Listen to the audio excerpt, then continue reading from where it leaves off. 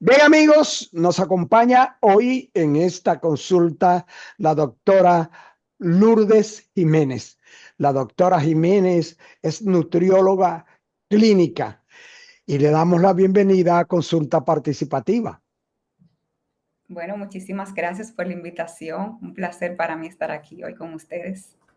El placer es de nosotros, doctora, y gracias por concedernos esta consulta en este momento tan importante en que la nutrición, indefectiblemente, la nutrición clínica tiene que ver con la vida, la estabilidad de las personas en todos los sentidos, a nuestro juicio. Pero vamos a arrancar de una vez, doctora, porque hay algo que se confunde. Nutricionista Y y nutriólogo. nutrióloga clínica. No es lo mismo el nutricionista, aunque también tiene sus técnicas en dieta y en Wow. lograr musculatura y estas cosas. Pero la nutrición médica es como su nombre lo dice, es nutrición de salud médica. Exacto, Explíqueme la diferencia, doctor. exacto. Bueno, hay personas que pueden hacer una licenciatura en nutrición y no necesariamente ser médicos, o hay médicos que pueden después hacer su subespecialidad en nutrición clínica y en mi caso también hospitalaria. O sea, atiendo también personas en cuidado intensivo que necesitan también ese requerimiento de soporte nutricional, ya sea que no pueden comer por boca, que necesitan por vía parenteral, enteral y así. Y sí es una rama muy amplia realmente, pero por ejemplo en mi caso hice primero la parte de medicina y ya posteriormente me especialicé en nutrición. Y por eso soy nutrióloga. Ya los nutricionistas son los que hicieron su licenciatura de nutrición. Eso, y mire qué importante que usted señala nutrióloga clínica y hospitalaria, porque también hay diferencia en cuanto a las dietas y nutrición hospitalaria y la nutrición clínica, porque Sí, dígame la diferencia entre las dos nutriciones. sí, generalmente creen que los nutriólogos clínicos hospitalarios solamente aplican dietas, que pérdida de peso, ganancia de peso, pero generalmente también vemos, como le digo, pacientes críticos en cuidado intensivo que requieren ese aporte, que están, por ejemplo, intubados, en coma, que tienen que recibir también soporte nutricional y no pueden hacerlo por sí mismos. Y ahí entramos nosotros, entonces, a calcular todos los días sus requerimientos, corregir los desbalances electrolíticos también. Todo eso hacemos nosotros. Mucho Así es, trabajo. así es, doctora. Y también que la gente, desde que escucha nutrición, piensa en dieta, Sí, en 10. y piensa en una dieta específica para un objetivo físico, no para un objetivo de salud, ¿cierto? Exacto, exacto. Y lo que más me gusta ver en consulta es eso, pacientes que ya tienen una enfermedad de base, que necesitan ese apoyo, esa estructura, y ahí es que me gusta prácticamente entrar, porque cada quien tiene un objetivo diferente, pero hay que individualizar todos los casos. En el caso de la dieta hospitalaria, Uh -huh. doctora, estas dietas son según la patología que esté padeciendo o el estado de la patología o del paciente en sí. Ambas cosas. O sea, obviamente hay que hacer un cálculo general, ver la edad del paciente, la condición de base que tiene. Por ejemplo, si un paciente que vino, por ejemplo, por un traumatismo o que un accidente de tránsito, pero es diabético, hay ciertas consideraciones que hay que tomar. No solamente que hay que tratar la parte de que el paciente ahora mismo está intubado y hay que suplirle nutrientes, también hay que tener un control glucémico en ese caso. O sea, hay que individualizar cada caso. No hay una dieta en específico para cada uno, pero sí hay unos requerimientos dependiendo de la cantidad de peso que tenga, de la patología que tenga de base y también de lo que esté cursando en ese momento. Eso es lo que nos indica entonces que hay diferentes tipos de dietas terapéuticas. Exacto. Uh-huh. ¿Cuáles son las dietas terapéuticas que más se utilizan en el área hospitalaria? Bueno, a nivel hospitalario, tratamos mucho más a los pacientes, al menos en mi caso, que es más lo crítico, veo a los pacientes renales, por ejemplo, que tienen falla renal, que están en diálisis constantemente, veo a los pacientes también diabéticos, descontrolados, que necesitan tener un control glucémico, pacientes con epilépticos también o que tienen enfermedades de base neurológica, pacientes que requieren, que tienen un cierto compromiso también de la deglución, ya sea por alguna demencia, alguna patología neurológica y así. Esto es los pacientes que tienen que ser alimentados por un tubo, ¿no? Algunos por Por, sonda nasogástrica, que PEC también, sí, mm. hay diferentes tipos.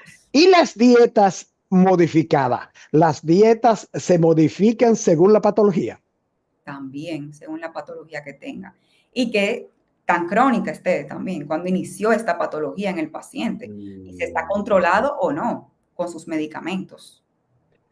Tienen las dietas terapéuticas, al igual que las dietas clínicas, se identifican con los mismos colores porque tenemos que ver una dieta azul, hay una dieta verde, hay una dieta naranja.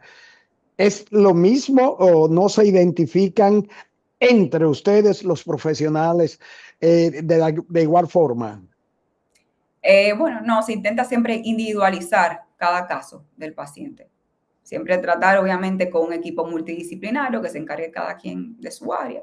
Y nosotros siempre estamos en contacto directo con los demás especialistas, ya sea si un paciente cardiópata, necesita su cardiólogo de base, si es paciente neurológico, necesita su neurólogo de base.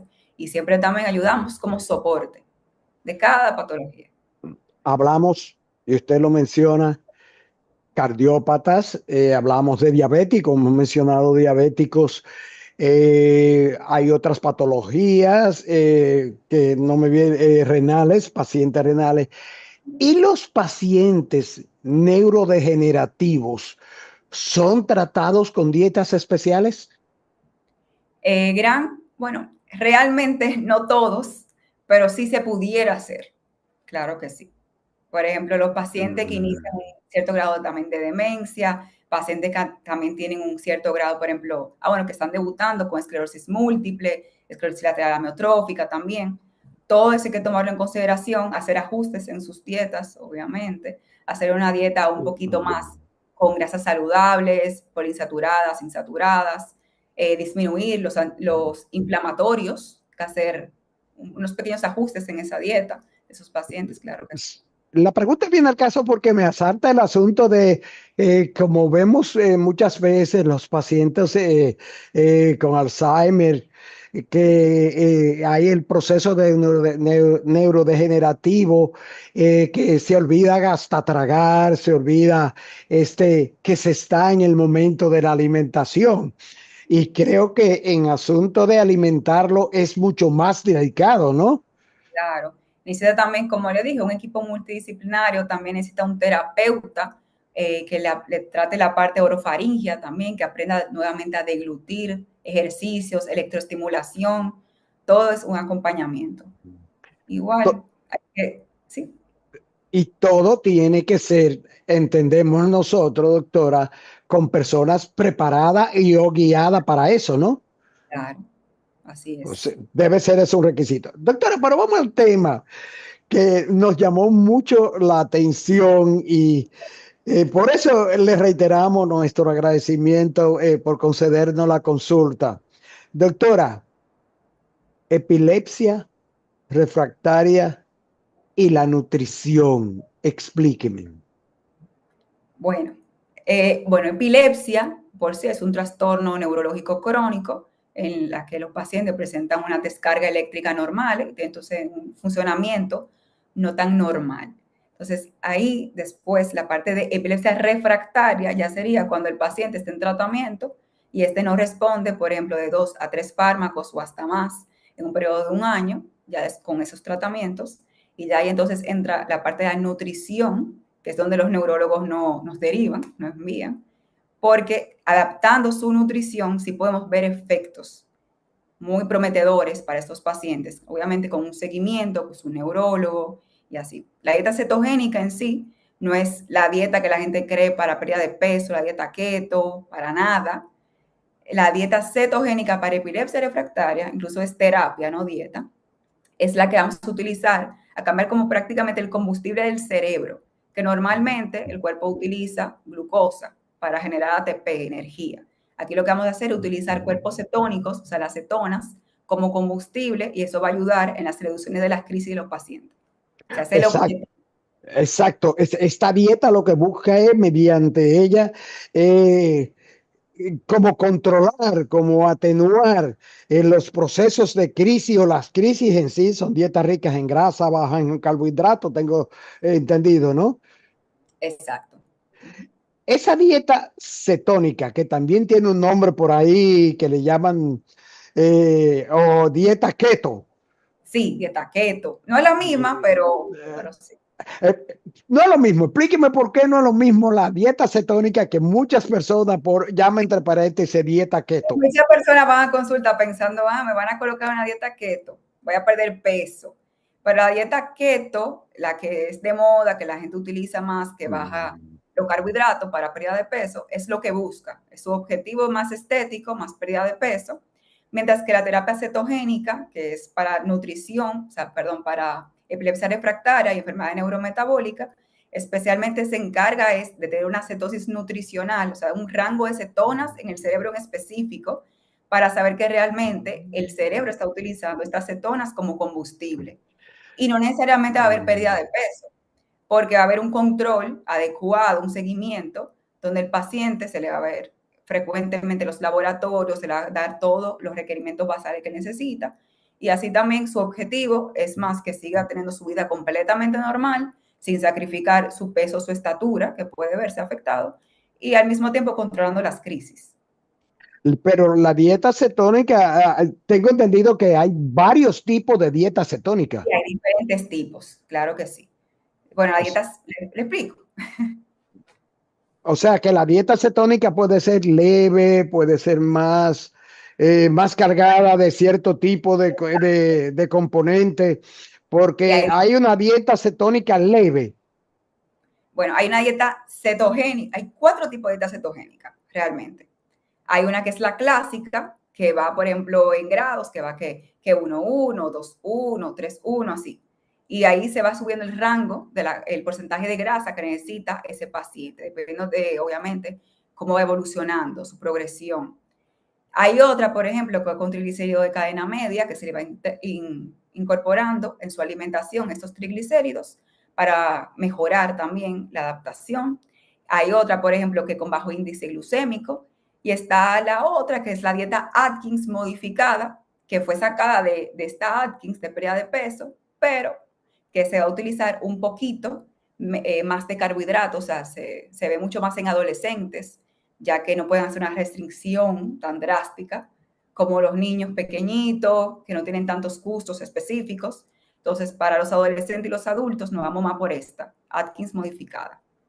En ambos tipos de dieta, la dieta cetónica y la dieta keto, es inminente, imprescindible, necesario que el médico supervise la dieta. Claro que sí. Porque, y le digo al paciente desde el primer día, no es una dieta inocua, ya que estamos restringiendo, por ejemplo, los carbohidratos. Al haber una restricción de carbohidratos, ya no tenemos ahí vitaminas, minerales, no tenemos suficiente aporte necesariamente. Por ejemplo, que si no vamos a consumir mucha fruta como antes, libremente, entonces esos pacientes tienen que suplementarse, tienen que ver también que tenga un buen crecimiento, que puede verse afectado, que no tenga problemas gastrointestinales, que no tenga estreñimiento, constipación, que no tenga, por ejemplo, diarrea, también puede haber náuseas. Todo eso tiene que ser con un seguimiento, claro que sí. Y de laboratorios también, para corregir también cualquier desbalance electrolítico que haya. O sea, que dentro de las dietas cetónicas para el asunto de la epilepsia, también hay alimentos que deben restringirse. ¿Cuáles son estos alimentos específicamente o mayormente restringidos para un epiléptico que esté siendo tratado con una dieta cetónica? Realmente no es que hay un alimento en específico que no se utilice, porque todo va a depender de cuál tipo tenga el paciente. Por ejemplo, si tiene bajo índice glucémico, utilizamos simplemente carbohidratos de menor impacto glucémico, por ejemplo, que no alteren tanto el azúcar. Si utilizamos la dieta clásica, vamos a restringir un poquito los carbohidratos, ya sea que el pan, las harinas refinadas, las frutas, pero todo en balance, obviamente. No es que no va a recibir nada de carbohidratos, para nada. El cuerpo necesita un poquito, como quiera. Y, por ejemplo, hay que hacer una adaptación dependiendo de cada paciente, cuál se le va a restringir y qué cantidad, porque no necesariamente que no lo va a consumir, es que no puede ser en exceso, para que no crea esta glucosa en exceso en el cuerpo que me vaya a utilizar el cerebro. Yo lo que quiero es que utilice cuerpos cetónicos, que son de los mismos ácidos grasos. Doctora, hay, además de la dieta cetónica clásica, otros tipos de alternativas nutritivas como, por ejemplo, se menciona una dieta flexible, una dieta Atkins. Explíqueme. Claro. Bueno, eso mismo, la dieta Atkins modificada, un poquito más para adolescentes, para niños, por ejemplo, que son picky eaters, que no comen muchas cosas, se le va adaptando siempre. A cada paciente se le adapta su dieta, tanto por su patología de base, porque no todas las epilepsias son iguales. Hay, por ejemplo, síndromes epilépticos y hay otros, por ejemplo, condiciones neurometabólicas, que es simplemente una enzima que le falta un transportador. Entonces tenemos que suplir esa parte. Entonces siempre vamos a adaptar al paciente, no nosotros al paciente, bueno, no el paciente a nosotros, sino nosotros al paciente.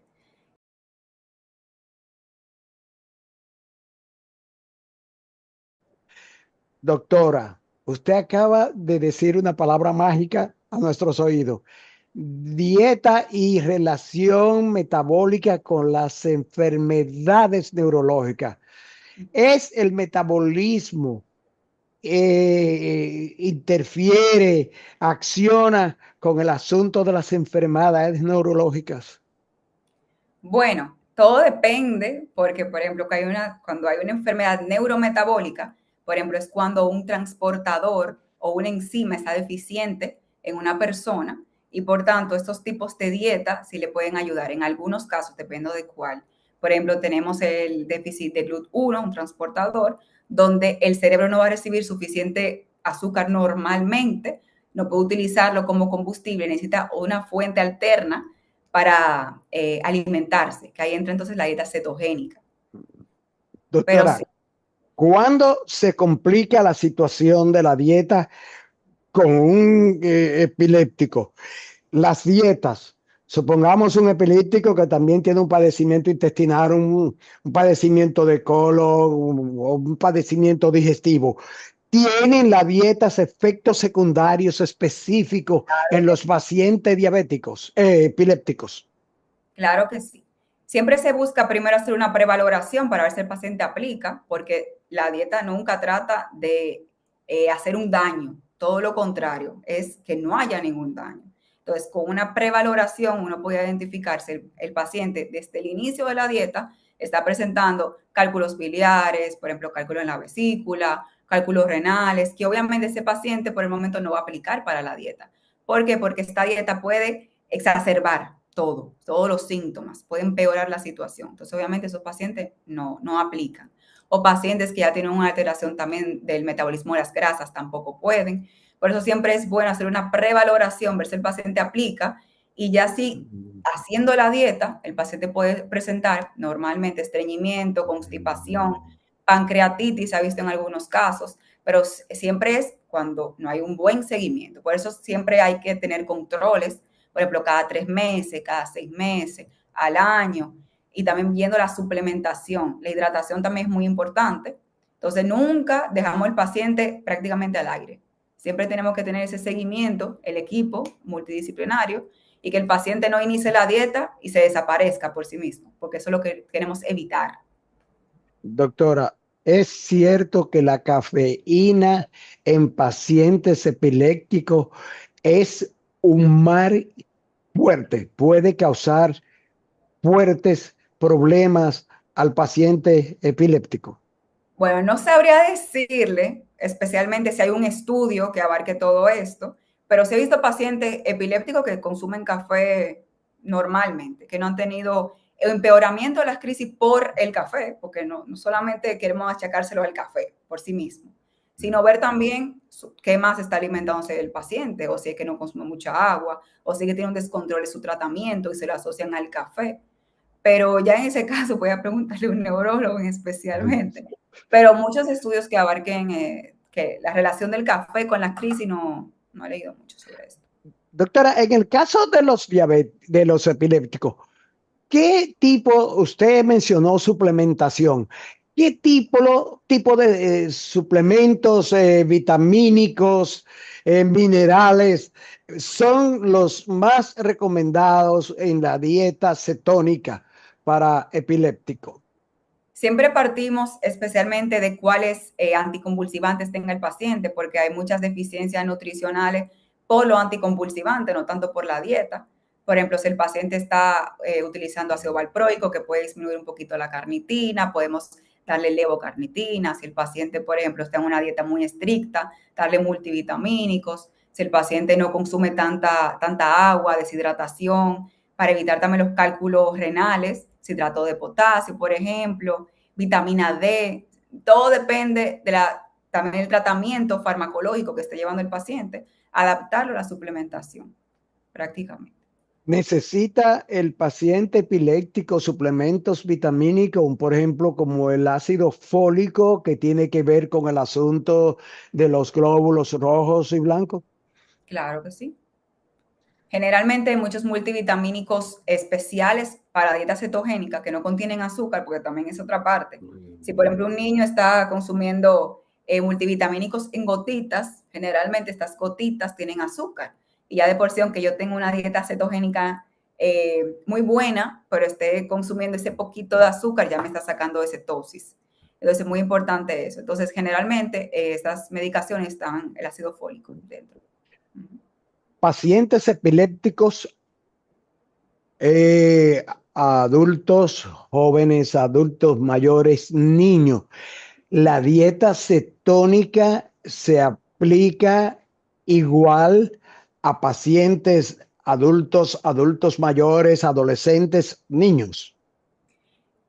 Igual, dependiendo de la patología que tenga, o sea, qué tipo de epilepsia tenga y el origen, obviamente, y de la edad y la adherencia. Pues como le digo, los adultos suelen tener muy poca adherencia a esta dieta, ya que de por sí tienen sus gustitos personales, cosas que no consumen, suelen ser más mañosos en ese caso. Entonces, obviamente en ellos no podemos hacer tanto una clásica que sea muy restrictiva, que le diga no consumes nada de carbohidratos, imposible. Hay que ir adaptando siempre a la edad del paciente. Generalmente, con ellos sí dejamos más libre la cantidad de gramos de carbohidratos que se necesita por el día. Sí. Doctora, esta es una preguntita también. eh, ¿Cómo influye el horario de la alimentación, el horario de la comida con el asunto de la dieta cetónica y la diabética y la epilepsia? Bueno, el horario en que va a consumir los alimentos. Sí. Bueno, generalmente como el paciente va a estar en un estado cetogénico, o sea, no va a hacer una liberación de azúcar, igual que un paciente que está comiendo, por ejemplo, cualquier tipo de alimento a las 9 de la noche. Entonces, se ve como un control en cuanto a su glucemia, en cuanto a sus crisis. Entonces, no importa tanto el horario, sino lo que va a consumir en estos pacientes. O sea, pueden consumir libremente en cualquier horario, simplemente que obviamente, igual que cualquier paciente, si se acuesta con una hartura, entonces este paciente no va a poder conciliar bien el sueño. Entonces, evitamos siempre por lo menos 3 horas antes de dormirse dar alimentos. 3 horas antes es lo recomendable. Doctora, usted es la nutricionista clínica, en especial en este tratamiento para la epilepsia. Es cierto que una dieta adecuada, una dieta cetónica, una buena nutrición puede reducir la medicación a que está indicado el paciente epiléptico. Claro, es uno de los principales objetivos, es que el paciente no dependa de fármacos, de medicamentos. Por eso es que los pacientes ya, desde que tienen 2 o 3 fármacos, el neurólogo entiende que necesita enviar la nutrición, porque sabe que si añade otro fármaco más, solamente hay un 5% de mejoría realmente si añado otro fármaco. Y por eso es que envían a nutrición. porque hay una reducción significativa de por lo menos 60% en la cantidad de crisis que tiene este paciente con la dieta cetogénica. O sea que ciertamente la alimentación en el paciente epiléptico es vital para una adecuación, una atenuación e inclusive de los ataques momentáneos y o sorpresivos de la epilepsia.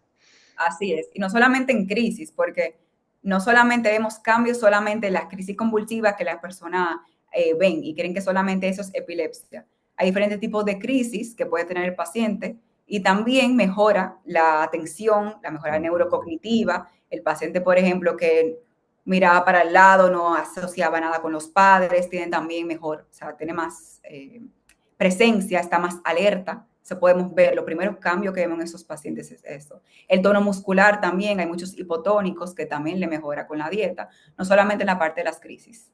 Doctora, ¿puede la epilepsia, la experiencia de ustedes, los profesionales, eh, reducir el apetito, reducir, provocar ansiedad, provocar más hambre o reducirla? Reducir el hambre, bueno, reducir el hambre es lo que más hace, porque realmente con el aumento de grasa en esta dieta, el paciente va a sentirse más lleno y no quiere consumir de más. Eso es lo que pasa mucho. Y por eso es que muchos pacientes suelen perder peso, porque no consumen casi nada durante el día. Entonces lo que intentamos es variar, darles pequeñas pautas de cómo comer durante el día para que no se me llenen con solamente una comida. Pero sí, suelen tener menos apetito, también por el aumento de cetonas en el cuerpo. Doctora, tenemos una pregunta. No se olvide, señor Opperman, de preguntarle sobre nosotros los diabéticos a la doctora. ¿Qué dieta debemos hacer? Porque yo soy de lo que come todo lo que me llega a la mano.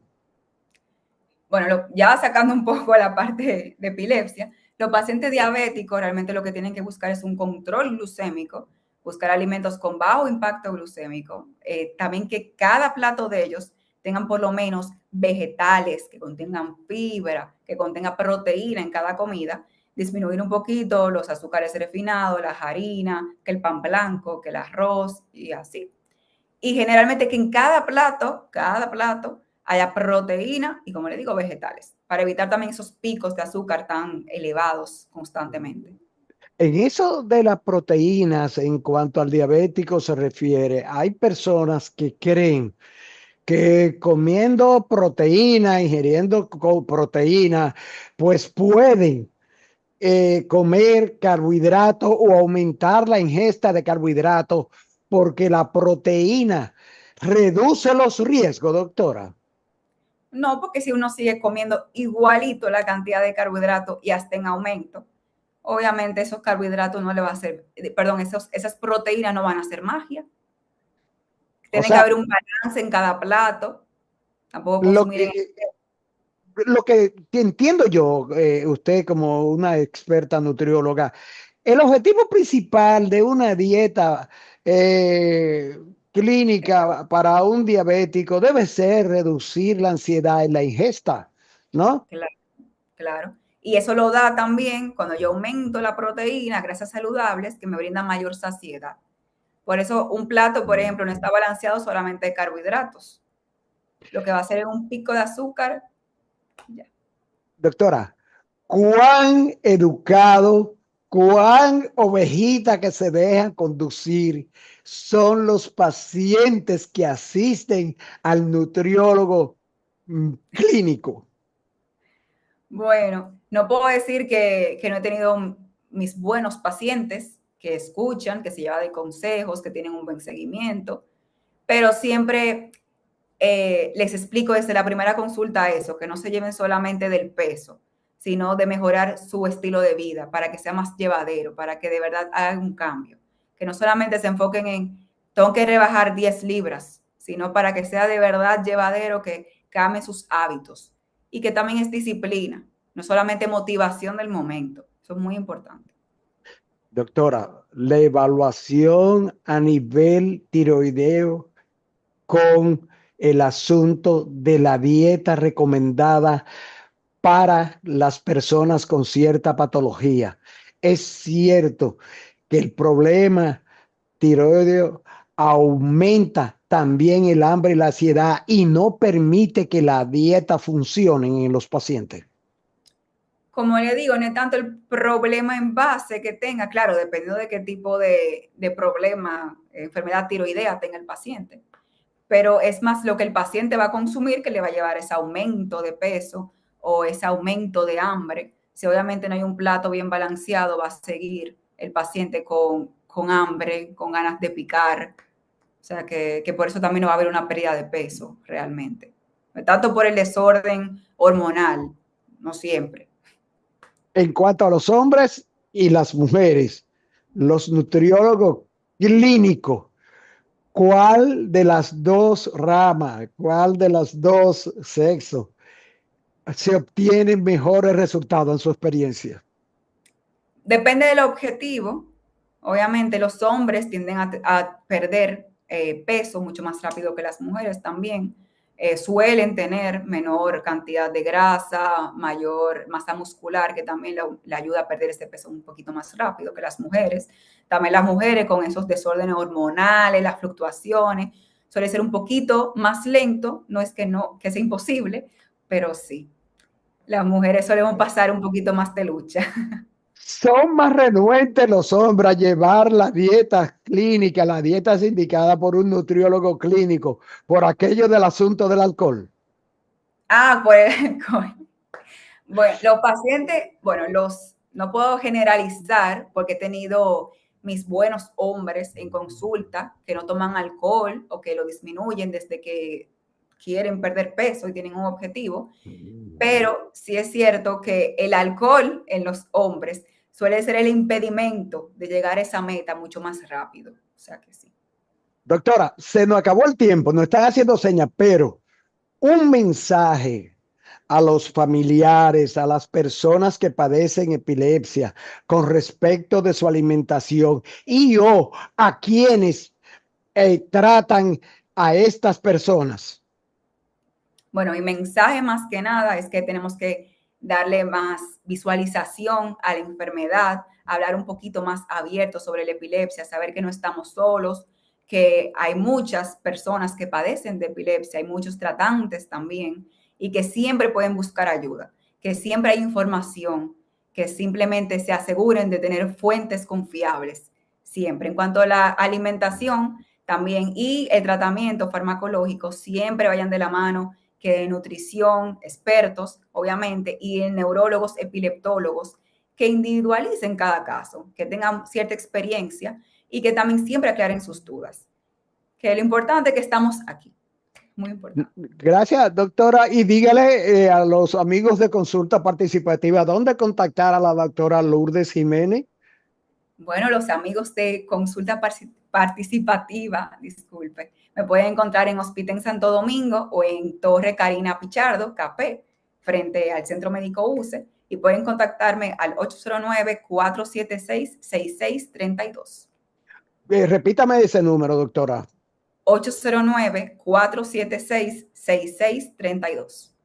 Doctora, gracias del alma por esta consulta, donde sin lugar a duda los pacientes y los amigos de consulta participativa que padecen este trastorno de la epilepsia han quedado debidamente orientados sobre todo lo que tiene que ver con una dieta para atenuar su padecimiento. Gracias, doctora. Claro, un placer. Placer. Gracias por acompañarnos a esta consulta con la doctora Lourdes Jiménez, nutrióloga clínica, con la que hemos tratado el tema de la dieta adecuada para pacientes epilépticos, la dieta cetónica. Amigos, amigas, nos vemos en la próxima consulta.